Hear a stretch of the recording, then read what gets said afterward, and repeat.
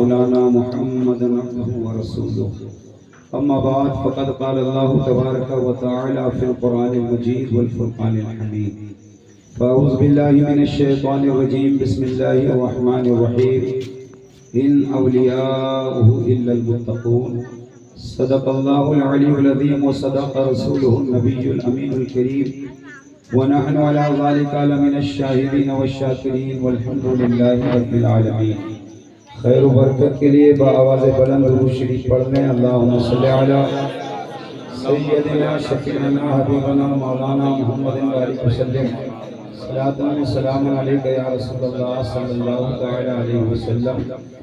نبی اور آل نبی پر بآواز بلند پڑھ لیں. اللہم صلی علی سیدنا شفیعنا حبیبنا مولانا محمد وآلہ وسلم.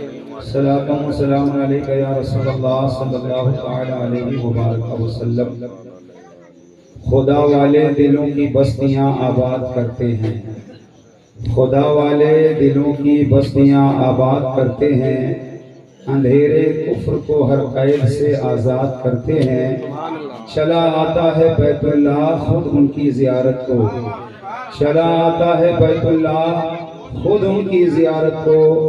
صمیم قلب سے جو مصطفیٰ کو یاد کرتے ہیں، صمیم قلب سے جو مصطفیٰ کو یاد کرتے ہیں، درد و آلام کے مارے ہوئے کیا دیتے ہیں. ہم تو بس ان کی نگاہوں کو دعا دیتے ہیں. جو بھی مجرم میرے سرکار کے دامن میں چھپے، عرش والے اسے جنت کی سزا دیتے ہیں. اللہ اللہ کیے جانے سے نہیں اللہ ملتا، اللہ اللہ کیے جانے سے نہیں اللہ ملتا. اللہ والے ہیں جو اللہ سے ملا دیتے ہیں. بندہ بننا ہے خدا کا تو گدا بن ان کا، بندہ بننا ہے خدا کا تو گدا بن ان کا. جو فقیروں کو شہنشاہ بنا دیتے ہیں. عقل والوں کے نصیبوں میں کہاں ذوق جنون، عقل اور ہے عشق اور ہے. عقل والوں کے نصیبوں میں کہاں ذوق جنون، عشق والے ہیں جو ہر چیز لٹا دیتے ہیں. عقل والوں کے نصیبوں میں کہاں ذوق جنون، عشق والے ہیں جو ہر چیز لٹا دیتے ہیں. پورا مجمع ایک زبان ہو کر بآواز بلند درود شریف پڑھے. اللہم صلی علی سیدنا شفیعنا حبیبنا مولانا محمد وآلہ وسلم. صلاۃ و سلام علیک یا رسول اللہ صلی اللہ تعالی علیہ وبارک وسلم. یہ محرم شریف کا پرنور مہینہ ہے. حرمت والے 4 مہینوں میں سے ایک ہے محرم شریف کا مہینہ، اور اس ماہ مبارک سے بزرگوں کو وابستگی حاصل ہے. 5 محرم الحرام کو حضرت بابا فرید الدین گنج شکر رحمت اللہ تعالی علیہ کا وصال پاک ہوا. محرم شریف کی 10 تاریخ کو کربلا شریف کا وہ دردناک واقعہ پیش آیا، رہتی دنیا تک جسے بھلایا نہیں جا سکتا. مگر آج کچھ لوگ کربلا شریف کی یاد بھلانے پر لگے ہوئے ہیں. آج کچھ لوگ یہ چاہتے ہیں کہ کربلا شریف کا ذکر نہ کیا جائے. کچھ لوگ یہاں تک کہہ بیٹھے کہ کربلا شریف کے واقعات 90% جھوٹ پر مبنی ہیں. در پردہ مقصد ان کا یہ ہے کہ لوگ کربلا شریف کے واقعات نہ سنیں، لوگ اہل بیت اطہار سے پیار نہ کریں. لیکن میں بڑی ذمہ داری کے ساتھ یہ کہنا چاہوں گا کہ ہم ایسے مولوی کو تو بھلا سکتے ہیں، ہم ایسے پیر کو تو بھلا سکتے ہیں، ہم ایسے مقرر کو تو بھلا سکتے ہیں، مگر کربلا والوں کو بھلا نہیں سکتے. کربلا والوں کی یاد ہمارے دلوں سے نکل نہیں سکتی. ہم ایسے لوگوں کو بھول سکتے ہیں جو کربلا کو بھلانے پر لگے ہوئے ہیں، لیکن کربلا کو بھول نہیں سکتے. کربلا کی یاد ہم مناتے رہیں گے، کربلا شریف کا ذکر ہم کرتے رہیں گے. لوگ روکنے کی کوشش کرتے رہے، لوگ یہ چاہتے رہے کہ کربلا شریف کا ذکر نہ ہو، لیکن انہیں یہ پتہ نہیں ہے کہ کربلا شریف کا ذکر ہے اور کربلا شریف کا بیان کر کر کے بہت سارے لوگوں نے اپنے محل تعمیر کر لیے ہیں، بہت سارے لوگوں نے پیسہ اکٹھا کر لیا ہے۔ یہ کربلا والوں کا صدقہ ہے، کربلا والوں کا ذکر ہو رہا ہے، ہوتا رہے گا۔ ایسے مولوی چیختے رہیں، چلاتے رہیں اور لوگوں کو یہ بتاتے رہیں کہ کربلا شریف کے واقعات جھوٹ پر مبنی ہیں۔ حضرات یہ اس کا ذہن گندا ہو چکا ہے۔ اہل بیت سے لوگوں کو دور کرنے والے دور نہیں کر سکتے ہیں۔ ابھی حسین والے زندہ ہیں، ابھی علی والے زندہ ہیں، ابھی اہل بیت اطہار کے ماننے والے زندہ ہیں، اور جب تک زمین پر اہل بیت کے ماننے والے زندہ ہیں علی علی ہوتا رہے گا، حسین حسین ہوتا رہے گا، حسن حسن ہوتا رہے گا۔ جب تک اہل بیت کے ماننے والے زمین پر زندہ ہیں کربلا والوں کا ذکر ہوتا رہے گا، کربلا والوں کا بیان کیا جاتا رہے گا۔ حسین والے ابھی زندہ ہیں، ابھی حسین والے مرے نہیں ہیں، اور اللہ کی قسم ایک حسینی سینکڑوں یزیدی پر بھاری ہے۔ ایک حسینی سینکڑوں یزیدیوں پر بھاری ہے۔ تو کربلا شریف کا ذکر ہم کرتے رہیں گے، کربلا والوں کی یاد مناتے رہیں گے۔ 10 محرم الحرام کو کربلا شریف کا واقعہ ہم فراموش نہیں کر سکتے ہیں، اور اسی ماہ مبارک کی 14 تاریخ کو تاجدار اہل سنت شہزادے اعلی حضرت حضور مفتی اعظم ہند رحمت اللہ تعالی علیہ کا بریلی شریف کی سرزمین پر وصال پر ملال ہوا ہے۔ اسی ماہ محرم الحرام کی 26 تاریخ کو ناگپور کی سرزمین پر شہنشاہ تقلیم تاج الملت والدین حضرت سیدنا بابا محمد تاج الدین رحمت اللہ تعالی علیہ کا وصال ہوا ہے۔ اسی محرم الحرام کی 28 تاریخ کو کہ چوچھا شریف کی سرزمین پر تارک السلطنت حضرت سیدنا مخدوم اشرف جہانگیر سمنانی رحمت اللہ تعالی علیہ کا وصال پاک ہوا ہے۔ آج ہم 2 شخصیات پر اپنے علم کے مطابق انشاءاللہ گفتگو کریں گے، مگر پرسکون ماحول میں آپ اطمینان کے ساتھ آنے والی گفتگو کو سماعت فرمائیں۔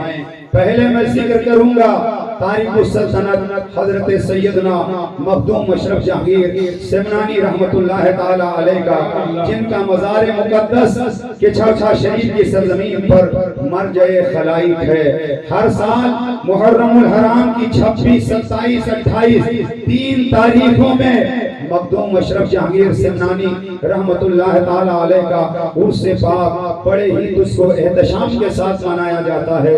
عرس مخدومی میں دور و دراز سے چل کر لاکھوں کی تعداد میں زائرین حاضر ہوتے ہیں، اور مخدوم اشرف کی بارگاہ میں حاضر ہونے کے بعد اپنے خالی دامنوں کو گوہر مراد سے وہ پر کرتے ہیں، اور مخدوم اشرف کی بارگاہ میں پہنچ کر آسیب زدہ نیر شریف میں جب غسل کرتے ہیں تو ان کا آسیب دور ہو جاتا ہے، ان کی پریشانی دور ہو جاتی ہے۔ ہر سال لاکھوں کی تعداد میں کہ چوچھا مقدسہ کی سرزمین پر عقیدت مند حاضر ہوتے ہیں، اور مخدوم اشرف جہانگیر سمنانی رحمت اللہ تعالی علیہ کے فیض و برکات سے مالا مال ہوتے ہیں۔ کیا آپ کو پتا ہے مخدوم اشرف کی ذات پاک کیا ہے؟ کیا آپ کو پتا ہے مخدوم اشرف کا مقام کیا ہے؟ کیا آپ کو پتا ہے مخدوم اشرف کا احترام کیا ہے؟ کیا آپ کو معلوم ہے مخدوم اشرف کی سیرت کیا ہے؟ آپ محبت سے سنیے، مخدوم اشرف کی سیرت پر بھی انشاءاللہ میں گفتگو کروں گا، اور اس سے پہلے مخدوم اشرف جہانگیر سمنانی رحمت اللہ تعالی علیہ ہندوستان کیسے تشریف لائے، آپ کی ولادت کہاں ہوئی ہے، آپ کی جنم بھومی کہاں ہے، آپ پیدا کہاں ہوئے ہیں؟ تو ایران ایک ملک ہے، وہ ایران ایک ملک ہے، وہ ایران جس نے ابھی چند دنوں پہلے اسرائیل کو اس کی اوقات بتا دی، وہ ایران سپر پاور کہلانے والے امریکہ کو اس کی اوقات بتا دی۔ وہ ایران ایسا ملک ہے کہ اسی ایران کی دھرتی پر ایک شہر ہے، جہاں حضرت ایک شہر ہے جسے اصفہان کہا جاتا ہے۔ ایران کی سرزمین پر ایک شہر ہے جسے اصفہان کہا جاتا ہے، اور اس اصفہان کی دھرتی پر حضرت بابا بہاؤالدین اصفہانی رحمت اللہ علیہ پیدا ہوئے، جن کا مزار مقدس ممبئی کی سرزمین پر ہے، وہی ایران ہے۔ اسی ایران میں ایک شہر ہے خرقان، جہاں خواجہ ابو الحسن خرقانی پیدا ہوئے، وہی ایران ہے۔ اسی ایران میں ایک شہر ہے جیلان، جہاں پیروں کے پیر، میروں کے میر حضرت سیدنا شیخ عبد القادر جیلانی رحمت اللہ تعالی علیہ کی ولادت ہوئی، وہی ایران ہے۔ اسی ایران میں ایک شہر ہے سنجر، جہاں عطائے رسول خواجہ معین الدین چشتی اجمیری سنجری کی ولادت ہوئی ہے، وہی ایران ملک ہے۔ اسی ملک ایران میں ایک شہر ہے سمنان، جہاں سمنان کی دھرتی پر حضرت مخدوم اشرف جہانگیر سمنانی پیدا ہوئے ہیں۔ حضرات اگر آپ تھوڑی سی توجہ دیں گے تو آپ کو پتا چلے گا، میں نے ایک جملہ کہا، ایران وہ ملک ہے جس کی طاقت دیکھ کر کے سپر پاور کی بھی سمجھ میں آ گیا، امریکہ کو بھی پتا چل گیا، مگر آپ سوچ رہے ہوں گے کہ شاید ایران میں یہ طاقت اس کے ایٹمی ہتھیار کی بنیاد پر ہے، مگر فقیر کا جملہ دل کی تختی پر نوٹ کر لو، ارے ایران میں جو کمال ہے، ایران میں جو طاقت ہے، وہ ولیوں کے پیدا ہونے کی ایران میں جو طاقت ہے، ایران میں جو قوت ہے، اللہ کے نیک بندے ملک ایران میں جلواگر ہوئے ہیں، اللہ کے محبوب بندے ملک ایران میں جلواگر ہوئے ہیں۔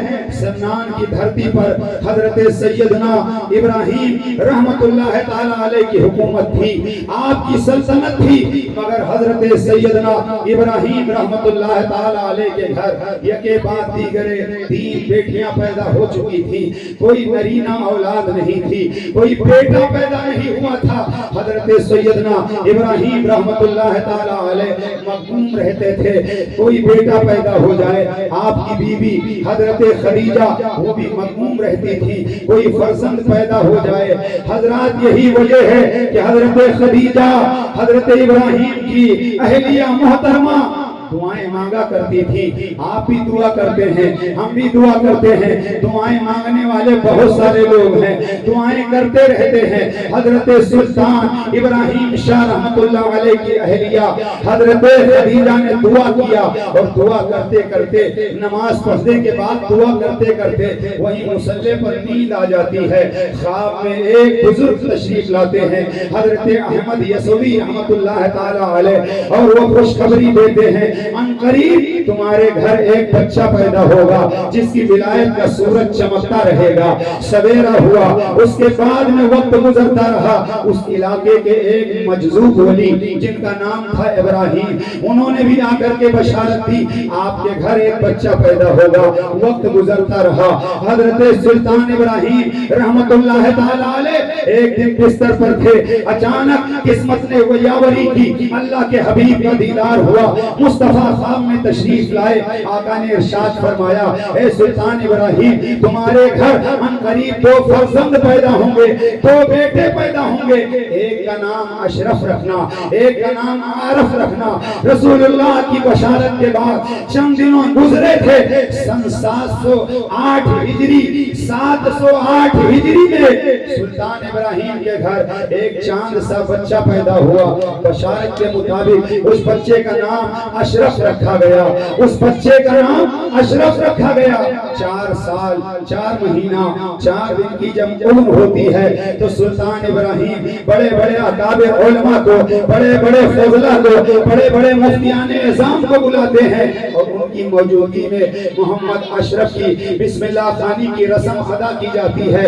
7 سال کی عمر میں حضرت اشرف نے 7 سال کی عمر میں حضرت اشرف نے 7 قرأتوں کے ساتھ قرآن پاک حفظ کر لیا۔ 7 سال کی عمر میں 7 قرأتوں کے ساتھ قرآن پاک حفظ کر لیا۔ جب 14 سال کی عمر گزری، 14 سال کی عمر میں حضرت اشرف جہانگیر سمنانی نے 14 سال کی معمولی سی عمر میں اس زمانے کے تمام علوم عقلیہ و نقلیہ حاصل کر لیے، اس زمانے کے مروجہ علوم آپ نے حاصل کر لیے۔ علم تفسیر آپ نے حاصل کیا، علم قرآن آپ نے حاصل کیا، علم لغت آپ نے حاصل کیا، علم فقہ آپ نے حاصل کیا، اصول اصول فقہ آپ نے حاصل کیا، تمام مروجہ علوم اس زمانے کے آپ نے حاصل کر لیے۔ 14 سال کی عمر تھی، کچھ ہی دنوں کے بعد آپ کے والد حضرت سلطان ابراہیم شاہ کا وصال ہو جاتا ہے۔ جب وصال ہو جاتا ہے آپ کے والد ماجد کا پدری سایہ سر سے اٹھ جاتا ہے۔ لوگوں نے آپ کو سلطنت اور بادشاہت آپ کے حوالے کر دی۔ اب سلطان اشرف جہانگیر سمنانی 14 سال کی عمر ہے، آپ سلطنت کے امور انجام دے رہے ہیں، عدل و انصاف کے ساتھ آپ حکومت کر رہے ہیں۔ انہی دنوں میں کچھ حاسدوں نے کوشش کیا، یہ کم عمر ہیں لہٰذا ان سے حکومت چھین لی جائے، مگر 14 سال اور 15 سال کی عمر میں مخدوم اشرف جہانگیر سمنانی رحمت اللہ تعالی علیہ نے ان دشمنوں کا گلا کما کر دیا، انہیں منہ توڑ جواب دیا۔ وقت گزرتا رہا، 10 سال تک مخدوم اشرف جہانگیر سمنانی نے سمنان کی دھرتی پر حکومت کے فرائض انجام دیے۔ 10 سال گزر جانے کے بعد بستر پر آپ لیٹے ہوئے تھے، حضرت خضر علیہ السلام خواب میں تشریف لاتے ہیں۔ یہ حضرت خضر کون ہیں؟ ذمہ دار علماء بیٹھے ہیں۔ حضرت خضر کو بہت سارے لوگوں نے کہا ولی ہیں، بہت سارے لوگوں نے کہا حضرت خضر نبی ہیں، مگر جمہور علماء کی رائے یہ ہے کہ حضرت خضر نبی ہیں، اس لیے کہ جو نبی ہوتا ہے وہ ولی ہوتا ہے۔ ہر نبی ولی ہوتا ہے لیکن ہر ولی نبی نہیں ہوتا ہے، ہر نبی ولی ہوتا ہے مگر ہر ولی نبی نہیں ہوتا ہے۔ حضرت خضر علیہ السلام نبی ہیں، جمہور علماء کی یہی رائے ہے۔ مخدوم اشرف اپنے بستر پر ہیں، خواب میں حضرت خضر تشریف لائے اور آپ نے فرمایا اے اشرف، اللہ کی سلطنت اگر حاصل کرنا چاہتے ہو تو اس دنیا کی سلطنت کو آپ کو چھوڑنا پڑے گا۔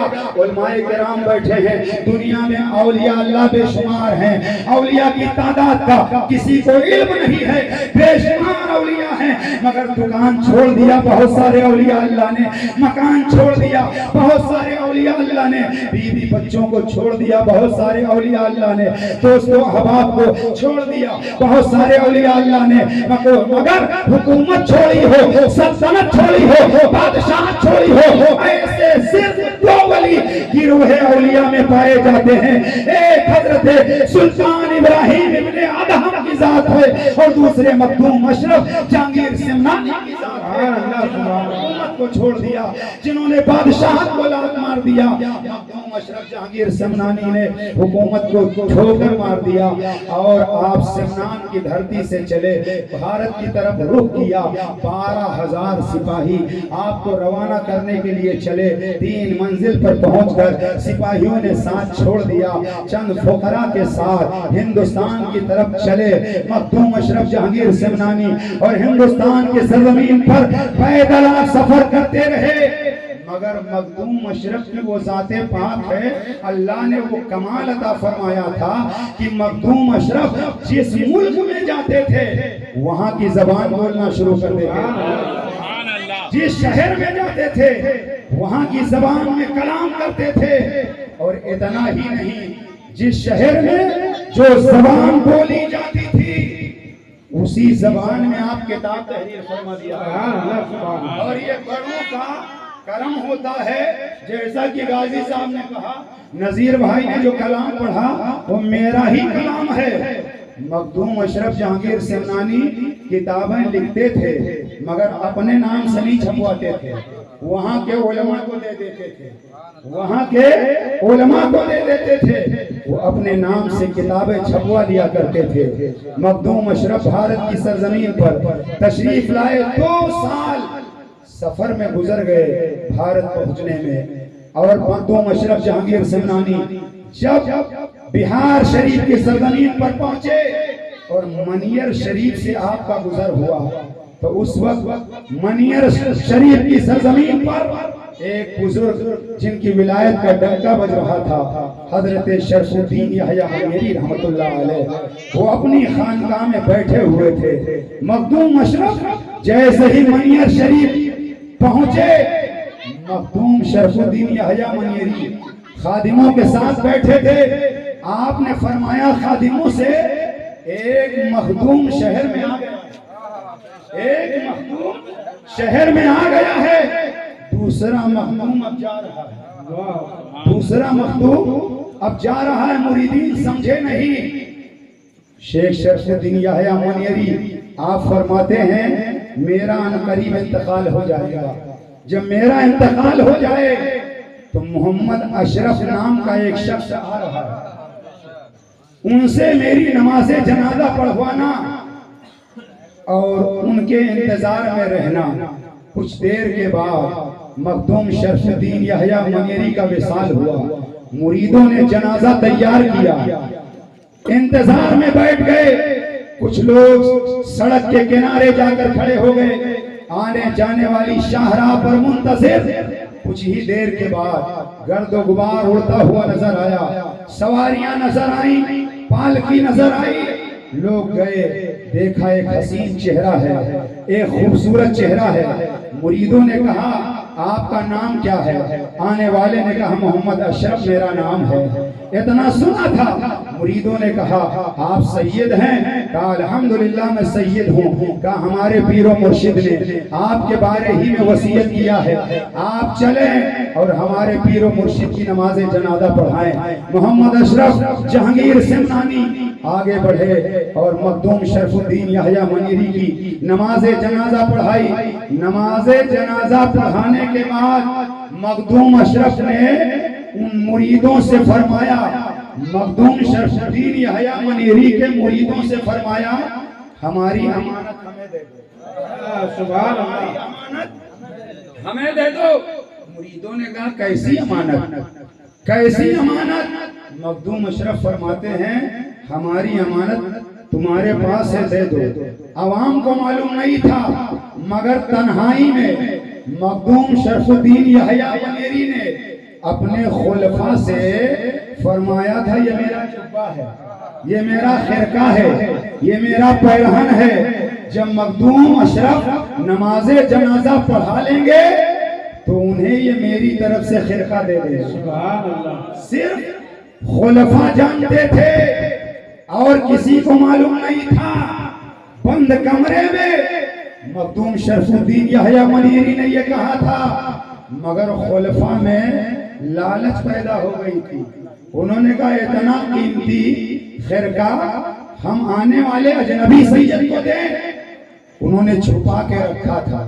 جب بار بار مخدوم اشرف نے کہا میری امانت دے دو، لوگوں نے کہا کون سی امانت؟ مخدوم اشرف نے فرمایا تمہارے پیر و مرشد نے بند کمرے میں جو وصیت کیا تھا محمد اشرف کو دے دینا، وہ جبہ کہاں ہے؟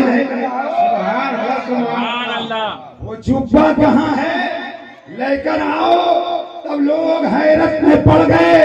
یہیں سے آپ اندازہ لگاؤ، ارے جب مخدوم اشرف اتنا دیکھتے ہیں بند کمرے میں پیر مرید سے بات کرے، مخدوم اشرف اتنا دیکھتے ہیں تو مخدوم اشرف کے نانا کتنا دیکھتے ہیں. سبحان اللہ. مخدوم اشرف فرماتے ہیں پیرہن لاؤ، جبہ لاؤ.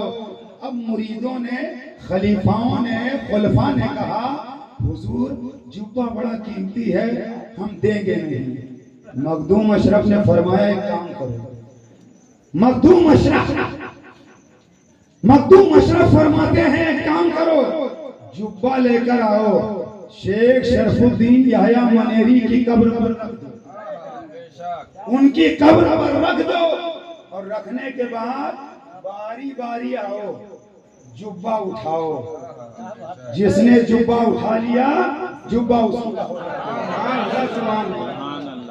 جبہ لایا گیا، شرف الدین یحییٰ منیری کے مزار پہ رکھا گیا. خلفاء آئے اور آنے کے بعد میں جبہ لانے والے وہی، مزار پہ رکھنے والے وہی. ایک خلیفہ آگے بڑھا، جبہ کو پوری طاقت لگا کے اٹھانا چاہا مگر جبہ اٹھا نہ سکا. دوسرا خلیفہ آگے بڑھا، پوری طاقت سے جبہ اٹھانا چاہا، جبہ اٹھا نہ سکا.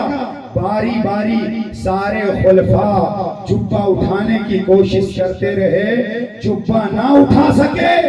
مخدوم اشرف جہانگیر سمنانی فرماتے ہیں سبحان اللہ. لوگوں نے کہا اجازت ہے، اب آپ اٹھا سکتے ہیں۔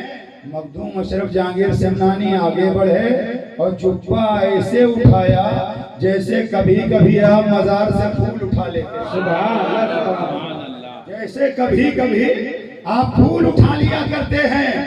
جبہ اٹھانے کے بعد مخدوم اشرف جہانگیر سمنانی نے پہن لیا، اور جب جبہ پہنا تو آپ پر کیفیت طاری ہوئی، اور جب کیفیت طاری ہوئی تو محفل سما سجا دی گئی، محفل سما سجا دی گئی۔ اور جب محفل سما سجا دی گئی، منقبت پڑھنے والے، کلام پڑھنے والے پڑھتے رہے، مخدوم اشرف جھومتے رہے، اور جب کلام مکمل ہو گیا آپ نے وہ جبہ شریف اتارا اور وہ منقبت پڑھنے والے سبحان اللہ، لوگ کہنے لگے اتنا قیمتی جبہ آپ نے منقبت پڑھنے والے کو پہنا دیا۔ مخدوم اشرف جہانگیر سمنانی نے فرمایا جبے میں جو برکتیں تھیں، جبے میں جو عنایتیں تھیں، میں نے پہن کر کے وہ حاصل کر لیا، میں نے پہن کر کے وہ حاصل کر لیا ہے۔ ابھی جبے میں کچھ نہیں بچا ہے، اس لیے صرف کپڑا ہے، میں نے اسے دے دیا ہے۔ گویا مخدوم اشرف نے تبرک کی اہمیت بتا دی کہ جبہ میں برکتیں ہوتی ہیں، جبہ میں برکتیں ہوتی ہیں۔ جبہ پہن کر کے انہوں نے بتا دیا برکتیں میں نے لے لی۔ کیسے وہ لوگ ہیں جنہیں مولا علی کے جبے پر ناز نہیں، کیسے وہ لوگ ہیں جنہیں مولا علی کے جبے پر ناز نہیں ہے۔ ہمارا حال تو یہ ہے، ہم نسبتوں کا احترام کرتے ہیں، ہم جانتے ہیں ہم اعمال کی بنیاد پر جنت میں نہیں جا سکتے، مگر نسبت کی بنیاد پر ضرور۔ پیرہن کی قیمت کیا ہے، جبے کی اہمیت کیا ہے، آج کے مولویوں سے مت پوچھو، آج کے لوگوں سے جبے کی اہمیت مت پوچھو۔ مخدوم اشرف بتا رہے ہیں جبے کی اہمیت کیا ہے، مخدوم اشرف بتا رہے ہیں جبے کی اہمیت کیا ہے۔ ارے وہ جبہ جو مولا کائنات کا ہو، وہ جبہ جو شیر علی کا ہو، شیر خدا کا ہو، وہ جبہ جو فاتح خیبر کا ہو، وہ جبہ جو حسنین کے بابا کا ہو، وہ جبہ جو علی مرتضیٰ کا ہو، کتنا قیمتی جبہ ہوگا، کتنا باوقار جبہ ہوگا۔ عقلیں ماری گئی ہیں لوگوں، عقلیں ماری گئی ہیں لوگوں کی۔ مخدوم اشرف نے کہا آپ اس جبے کی برکتیں میں نے لے لی ہیں، اس لیے میں نے اسے دے دیا ہے۔ چند دن منیر شریف میں مخدوم اشرف ٹھہرے رہے، انہی دنوں میں شرف الدین یحییٰ منیری نے اپنا ہاتھ مزار سے باہر، پورے بہار میں اعلان، پورے بہار میں شور برپا، ایسا کبھی نہیں ہوا۔ سینکڑوں جنازے ہم نے پڑھے، سینکڑوں لوگوں کو سپرد خاک ہم نے کیا، آخر وجہ کیا ہے؟ مخدوم شرف الدین یحییٰ منیری نے اپنا ہاتھ مزار سے باہر کر دیا۔ لوگ آئے مخدوم اشرف کے پاس، حضور یہ کیا معاملہ ہے؟ آپ نے مراقبہ فرمایا، اس کے بعد ارشاد فرمایا مخدوم شرف الدین یحییٰ منیری کو مردان غیب سے ایک ٹوپی ملی تھی اور حضرت نے وصیت کیا تھا میری مزار میں رکھ دینا، کیا آپ لوگوں نے رکھا ہے؟ مرید کہنے لگے حضور ہم تو بھول گئے، اتنا سننا تھا۔ مخدوم اشرف فرماتے ہیں ارے وہی ٹوپی ہاتھ نکال کر کے شرف الدین مانگ رہے ہیں، وہی ٹوپی مانگ رہے ہیں۔ کہو گے مردہ، کہو گے مردہ؟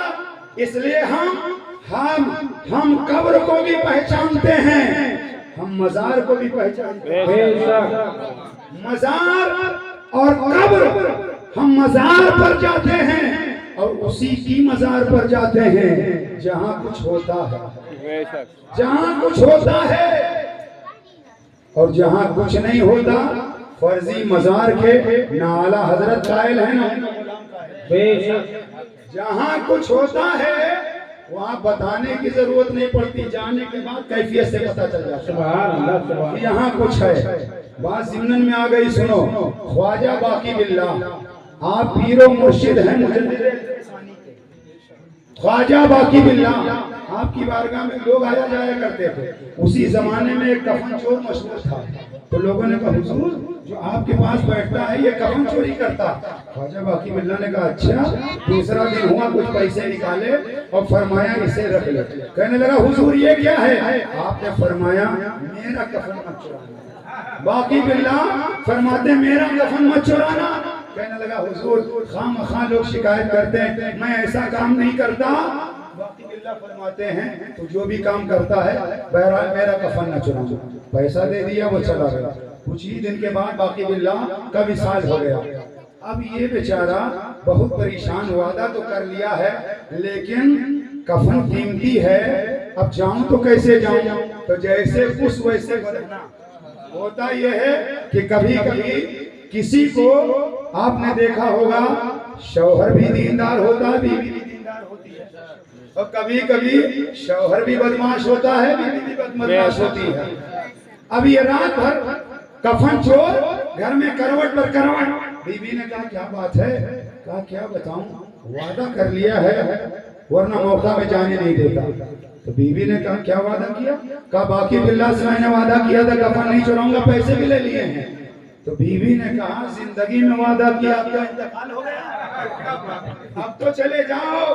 بس رات کی تنہائی میں گیا، توجہ سے گیا، اور جانے کے بعد تختے ہٹائے، جیسے ہی باقی باللہ کا کفن اتارنے کے لیے قبر میں ہاتھ ڈالا، باقی باللہ نے پکڑ لیا۔ سبحان اللہ، سبحان اللہ۔ باقی باللہ نے پکڑ لیا، اب پائجامہ ڈھیلا ہو گیا، کیا کرے؟ سینکڑوں کفن چرا لیے تھے، مگر اب کرے تو کیا کرے؟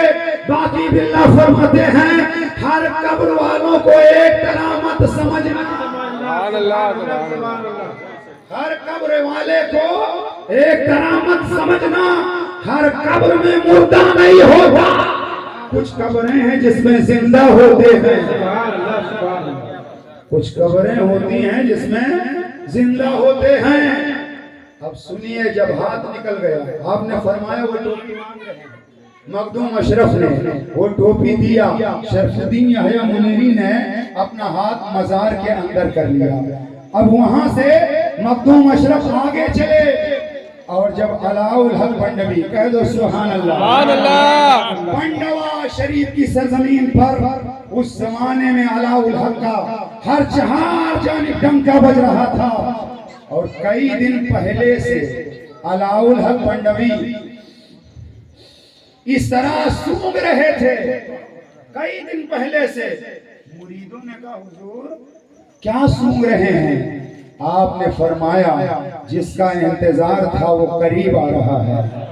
اشرف جہانگیر کا، اشرف کا انتظار تھا، وہ اشرف قریب آ رہا ہے۔ جب پنڈوا شریف کے قریب مخدوم اشرف پہنچے، خانقاہ میں بیٹھے ہوئے علاء الحق پنڈوی فرماتے ہیں جلدی سے پالکی تیار کرو، جلدی سے پالکی تیار کرو۔ پالکی تیار کی گئی، مریدوں کے جھرمٹ میں، مریدوں کے جھرمٹ میں پیر صاحب چلے جا رہے ہیں، پیر صاحب چلے جا رہے ہیں، اور مخدوم اشرف ادھر سے آ رہے ہیں۔ ادھر پیر صاحب مرید کے استقبال کے لیے جا رہے ہیں، ادھر مرید آ رہے ہیں۔ جب ملاقات ہوتی ہے، ملاقات ہونے کے بعد علاء الحق پنڈوی نے سینے سے لگایا، فرمایا اشرف میں تو تمہارا انتظار کر رہا تھا۔ پالکی میں بٹھا کر مخدوم اشرف کو خانقاہ شریف میں لائے، دسترخوان بچھایا گیا، کیا وہ نورانی سما رہا ہوگا۔ علاء الحق پنڈوی نے ایک لقمہ اٹھایا، مخدوم اشرف کے منہ میں ڈال دیا، دوسرا لقمہ اٹھایا، مخدوم اشرف کے منہ میں ڈال دیا، تیسرا لقمہ اٹھایا، مخدوم اشرف کے منہ میں ڈال دیا۔ کھانا کھلانے کے بعد پان علاؤالحق پنڈوی نے منہ سے نکالا اور پان کا ٹکڑا مخدوم اشرف کے منہ میں ڈال دیا۔ حضرات یہ خالی لقمے نہیں کھلا رہے تھے، معرفت کا جام پلا رہے تھے، ولایت کا جام پلا رہے تھے، ولایت کا جام پلا رہے تھے۔ اس کے بعد پیر و مرشد کی خدمت میں کئی دن تک رہے اور ایک وقت ایسا آیا کہ اس زمانے میں کچھوچھا شریف جون پور کی ریاست میں آتا تھا۔ کئی دن گزر جانے کے بعد میں مخدوم اشرف جہانگیر سمنانی سے علاؤالحق پنڈوی نے فرمایا میں تمہیں جون پور کی ریاست کا ولی بنا کر بھیج رہا ہوں۔ مخدوم اشرف اب پنڈوا شریف سے چلے اور چلتے چلتے کچھوچھا شریف کے قریب ایک جگہ پر بنارس ہوتے ہوئے جون پور ہوتے ہوئے آپ جب قریب پہنچے تو آپ کو پینے کے لیے پانی دیا گیا۔ جب آپ نے پانی پیا تو آپ نے کہا بس کھاری ہے۔ سبحان اللہ۔ آپ نے پانی پیا فرمایا بس کھاری ہے۔ مخدوم اشرف نے اتنا کہا آج بھی وہ جگہ موجود ہے اور اسی نام سے مشہور ہے بس کھاری۔ بس کھاری کچھوچھا شریف سے 2 کلومیٹر پہلے ہی بس کھاری ہے، بس کھاری ہے۔ اور آگے چلے پھر آپ کو پانی پینے کے لیے دیا گیا، آپ نے چند گھونٹ پیے، لوگوں نے کہا کیسا ہے پانی کیسا ہے؟ آپ نے فرمایا کچھ اچھا ہے۔ سبحان اللہ۔ کچھ اچھا ہے۔ بولتے بولتے آج اسی کو کچھوچھا شریف کہا۔ سبحان اللہ، سبحان اللہ۔ کچھ اچھا ہے اسی کو بولتے بولتے کچھوچھا شریف کہا جانے لگا۔ جیسے بغداد میں ایک باغ تھا، باغ داد، داد فارسی کا لفظ ہے، داد مانے انصاف، باغ مانے بغیچہ، باغ داد انصاف والا باغ۔ بولتے بولتے لوگ بغداد کرنے لگے۔ سبحان اللہ۔ ایسے بس کھاری آج بھی موجود، کچھ اچھا کچھوچھا شریف آج بھی موجود۔ اور آپ کا لقب ہے جہانگیر، مخدوم اشرف جہانگیر۔ جہانگیر کا مطلب کیا ہے؟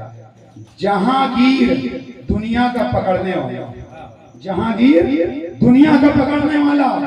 آپ کو یہ لقب دیا کس نے؟ آپ کو یہ لقب دیا کس نے؟ آج تو لقب موٹے موٹے دیے جا رہے ہیں، موٹے موٹے لقب۔ مرید پیر کو لقب دیتا ہے، شاگرد استاذ کو لقب دیتا ہے، دوست کو لقب دیتا ہے، کوئی کون سا لقب دیتا ہے، کوئی کون سا لقب دیتا ہے۔ مگر میں تو کہتا ہوں اپنے سے بڑا اگر کوئی لقب دے وہی لقب ہے۔ بے شک۔ اپنے سے بڑا اگر کوئی لقب دے تو وہی لقب ہے۔ جہانگیر کا لقب آپ کے پیر و مرشد علاؤالحق پنڈوی نے دیا ہے۔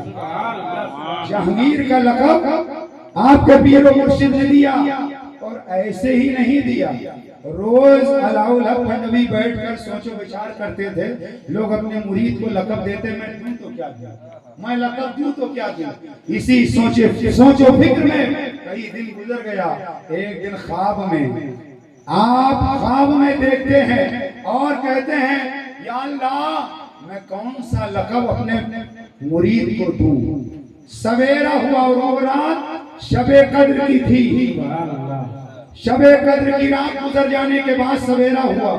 اب علاؤالحق پنڈوی نے دیکھا ان کے گھر کے در و دیوار سے آواز آ رہی ہے جہانگیر جہانگیر۔ در و دیوار سے آواز آ رہی ہے جہانگیر جہانگیر جہانگیر۔ آپ سمجھ گئے کہ یہی لقب مرید کو دینا چاہیے۔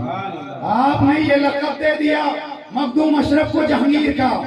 اب سنو، لوگ کہتے ہیں جب گیدڑ کی موت آتی ہے تو شہر کی طرف بھاگتا ہے۔ مخدوم اشرف کے پاس ایک آیا تو کہنے لگا آپ کو لوگ جہانگیر کیوں کہتے ہیں، آپ کو جہانگیر کیوں کہتے ہیں؟ تو آپ نے فرمایا میں تھوڑی کہتا ہوں، لوگ کہتے ہیں، میں تھوڑی کہتا ہوں، لوگ کہتے ہیں۔ اس نے کہا لوگ کیوں کہتے ہیں، لوگ کیوں کہتے ہیں؟ آپ نے فرمایا انہی سے پوچھو لوگ کیوں کہتے ہیں؟ پھر اس نے کہا نہیں آپ بتائیں. آپ نے فرمایا جہانگیر کا لقب میرے پیر و مرشد نے دیا. بات ختم ہو گئی. لیکن چلبلی سوال تھی, کہنے لگا پیر و مرشد نے کیوں دیا؟ پیر و مرشد نے جہانگیر کا لقب کیوں دیا؟ اب مخدوم اشرف آئے جلال میں, اب آئے جلال میں, اب دیکھیں کتنے لوگ سمجھتے ہیں. آئے جلال میں آپ نے فرمایا میں جہانگیر بھی ہوں اور میں جہانگیر بھی ہوں. کیا بات ہے, کیا بات ہے. میں جہانگیر بھی ہوں, میں جہانگیر بھی ہوں, دنیا کا پکڑنے والا بھی ہوں اور جہانگیر بھی ہوں, جان کو پکڑنے والا بھی ہوں. آپ نے فرمایا میں جہانگیر بھی ہوں, جہانگیر بھی ہوں. اتنا کہنا تھا وہ زمین پر گرا, ہمیشہ کے لیے ٹھنڈا ہو. تو اس لیے بڑوں سے الجھنا نہیں چاہیے, بڑوں سے الجھنا نہیں چاہیے.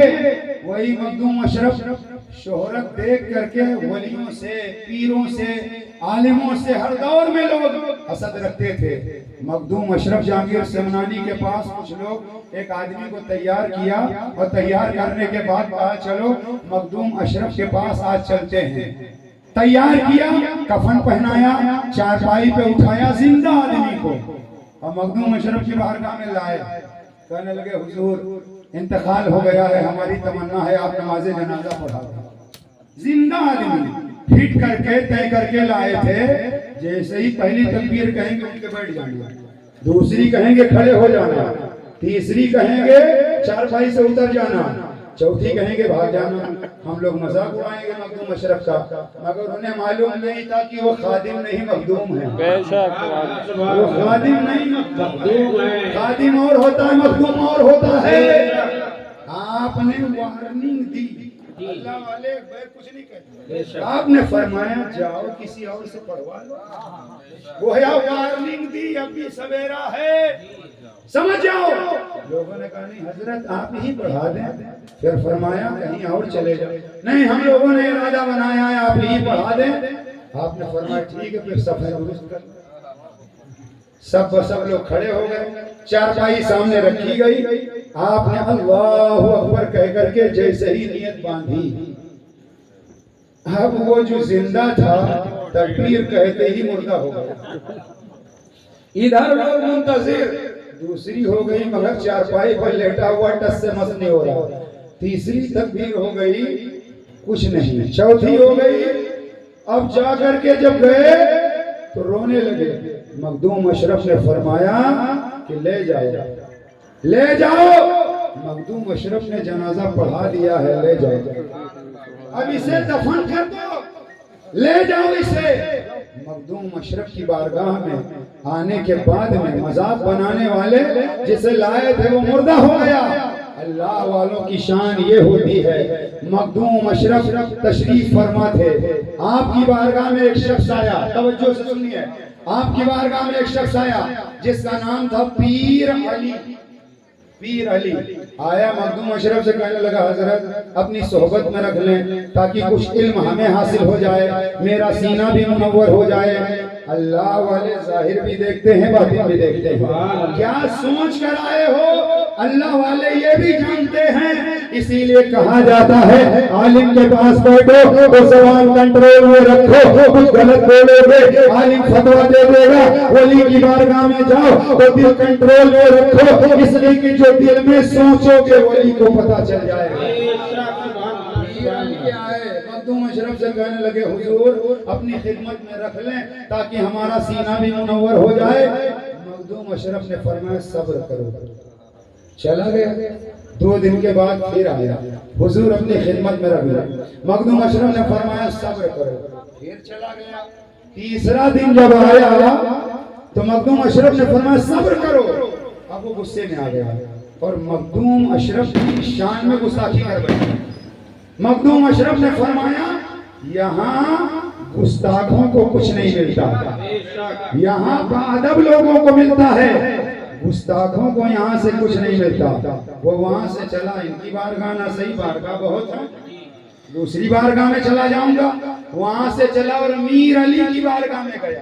میر علی کی بارگاہ میں گیا، ان کی بھی ولایت کے ڈنکے بج رہے تھے، گیا کہنے لگا حضور اپنی خدمت میں رکھ لیں، میرا سینہ نور سے منور کر دیں۔ تو میر علی نے فرمایا سن، جس کے لیے مخدوم اشرف دروازہ بند کر دے، میر علی اس کے لیے دروازہ نہیں کھولے گا۔ جس کے لیے مخدوم نے دروازہ بند کر دیا، میر علی اس کے لیے دروازہ نہیں کھولے گا۔ اس نے سوچا پیر علی نے لینا صحیح اور آگے چلتے ہیں۔ تیسری خانقاہ میں جاتا ہوں، تیسری خانقاہ نجم الدین اصفہانی کے خانقاہ میں گیا، اور وہاں جب گیا حضور خدمت میں رکھ لیں، سینہ منور کر دیں، تو انہوں نے فرمایا جس کے لیے مخدوم دروازہ بند کر دیں، میر علی دروازہ بند کر دیں، اس کے لیے نجم الدین کیسے دروازہ کھول سکتا ہے؟ کچھ سمجھے؟ ولیوں کا آپس میں ایک تعلق ہوتا ہے، ولیوں کا آپس میں ایک کنیکشن ہوتا ہے۔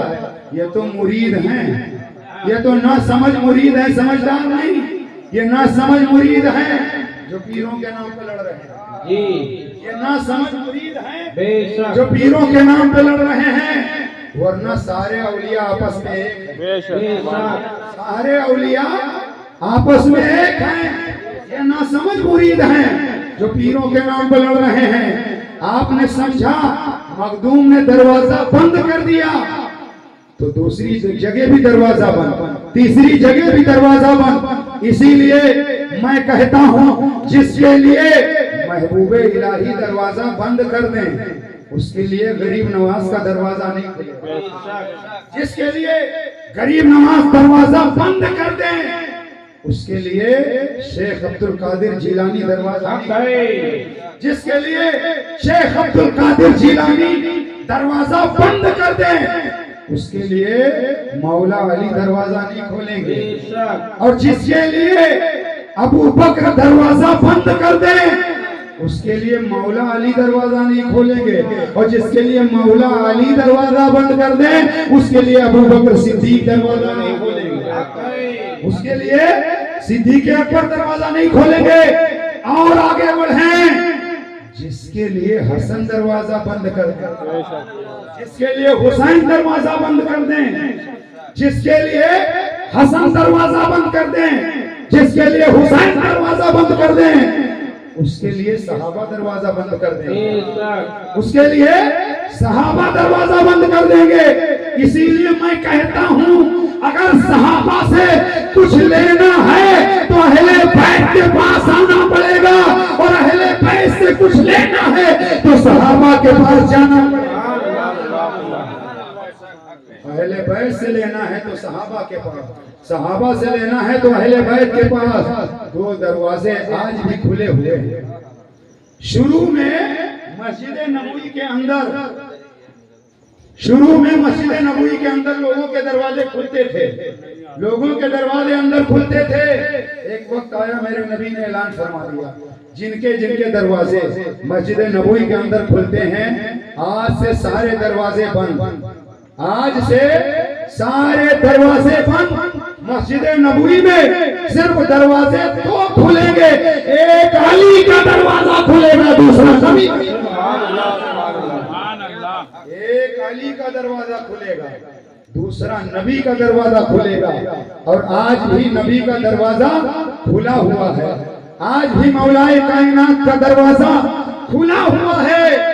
مخدوم اشرف کی بارگاہ میں چلے جاؤ، علی کا فیضان ملے گا۔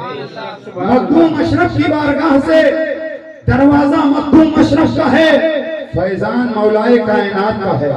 تاج الدین بابا کی بارگاہ میں چلے جاؤ، دروازہ بابا تاج الدین کا ہے، فیضان مولا کائنات کا ہے۔ علی احمد صابر کلیری کے دروازے پر چلے جاؤ، دروازہ علی احمد صابر کلیری کا ہے، فیضان مولا کائنات کا ہے۔ وارث پاک کی بارگاہ میں چلے جاؤ، دروازہ وارث پاک کا ہے، فیضان مولا کائنات کا ہے۔ مولا کائنات کا فیضان کل بھی بڑھ رہا تھا، آج بھی بڑھ رہا ہے اور بڑھتا رہے گا۔ مولا کائنات کا فیضان آج بھی بڑھ رہا ہے، بڑھتا رہے گا۔ مخدوم اشرف جہانگیر سمنانی رحمت اللہ تعالی علیہ کو لقب جہانگیر کا آپ کے پیر نے دیا، وہی مخدوم اشرف جب فیض آباد، آج تو اکبرپور ضلع ہو گیا ہے، فیض آباد ضلع تھا، مخدوم اشرف جہانگیر سمنانی کے چاچا شریف پہنچے، اور کے چاچا شریف پہنچنے کے بعد میں آپ نے 40 دن قبر میں رہ کر، آپ نے وصال سے پہلے مخدوم اشرف جہانگیر سمنانی نے اپنی قبر کھدوا دی تھی۔ 40 دن قبر میں رہ کر کے آپ نے ایک کتاب تحریر فرمائی، اس کتاب کا نام ہے، اس رسالے کا نام ہے رسالہ قبریہ۔ اس رسالے کو آپ نے تحریر فرمایا، اور آپ نے اپنی زندگی میں اپنا نائب حاجی الحرمین حضرت عبدالرزاق نور العین کو مریدوں کے مابین اپنا جانشین منتخب فرمایا، اور نماز کی امامت عبدالرزاق نور العین سے کروائی، اور آپ نے خود نور العین کی ابتدا میں نماز ادا کی۔ مخدوم اشرف جہانگیر سمنانی رحمت اللہ علیہ نے خود شادی نہیں کی تھی، مگر نور العین عبدالرزاق جن کو آپ نے اپنا جانشین بنایا تھا، انہی سے جب سلسلہ چلا تو آج اشرفی فیضان جگہ جگہ پر نظر آ رہا ہے، اشرفی فیضان جگہ جگہ پر نظر آ رہا ہے۔ اور آج کچھوچھا شریف کی سرزمین پر آپ جاؤ، گنبد ایک ہے، اسی ایک گنبد کے نیچے مخدوم اشرف بھی آرام کر رہے ہیں، سید عبدالرزاق نور العین بھی آرام کر رہے ہیں۔ عبدالرزاق نور العین کا فیضان بڑھ رہا ہے، مخدوم اشرف کا فیضان بڑھ رہا ہے، اور مزار کے قریب وہ نیر شریف ہے، وہ نیر شریف ہے جہاں کا پانی دور دراز لوگ بطور تبرک لے جاتے ہیں، وہ پانی بطور تبرک لے کر کے لوگ جاتے ہیں، اور اس پانی سے لوگوں کو شفا ملتی ہے۔ ہندوستان میں تمام اولیاء اللہ کی عظمتیں ہمارے سر کا تاج ہیں، مگر آصف زدہ لوگوں کے لیے بھارت میں 2 ہی مقام اسپیشلسٹ ہیں، ایک میرا داتار اور دوسرے مخدوم اشرف جہانگیر سمنانی۔ مخدوم اشرف جہانگیر سمنانی کا وہ نام پاک ہے، آصف زدہ، سحر زدہ، جس پر شیطان جھوم جائے، شیطان سوار ہو جائے، مخدوم اشرف کا نام لے کر 11 مرتبہ دم کر دو، شیطان بھاگ جائے گا۔ آج بھی کچھوچھا شریف کے قریب جاتے ہی مریض چیختا ہے، مخدوم چھوڑ دو، مخدوم چھوڑ دو، مخدوم چھوڑ دو۔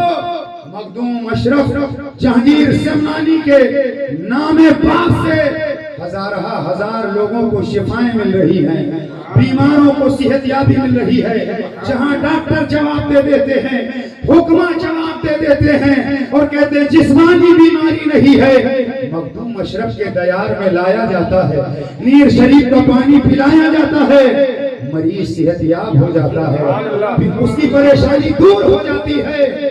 اور آپ کے سگنی شہر سے بھی لوگ گئے ہوں گے اور نہیں گئے ہیں، تو جسے شفا نہ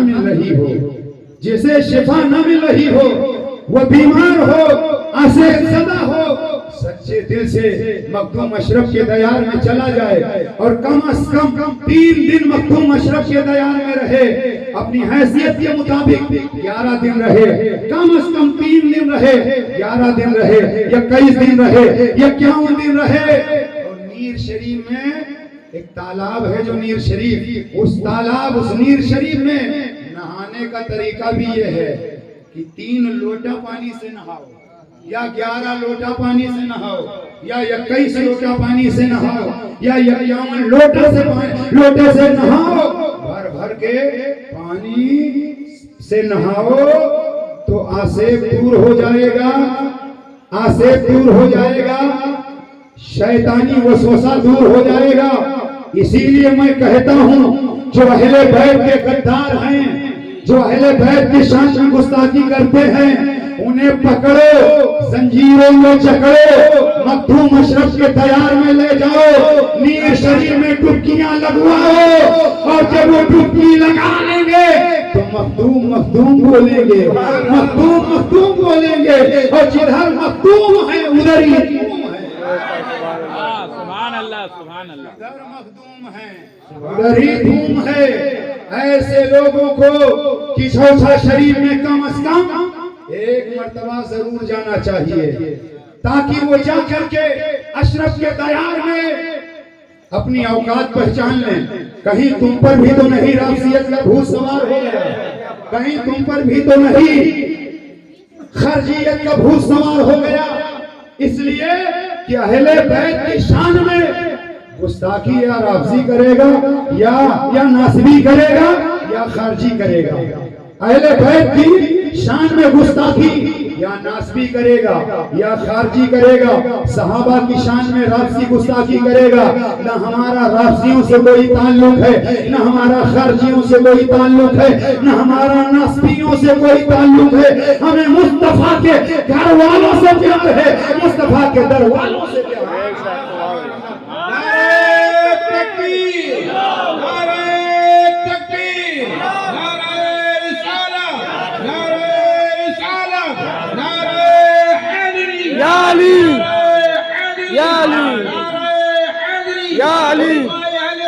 زندہ باد زندہ باد۔ کچھوچھا شریف کا فیضان عام ہے، اشرفی ہو، قادری ہو، چشتی ہو، سہروردی ہو، نقشبندی ہو، ابوالعلائی ہو، یہ تمام سلاسل کے اکابرین ہمارے سروں کا تاج ہے۔ جب آپ دوسرے پیر کے مرید کو گالیاں دو گے تو آپ کے پیر کو وہ تحفہ میں مٹھائی تھوڑی دے گا۔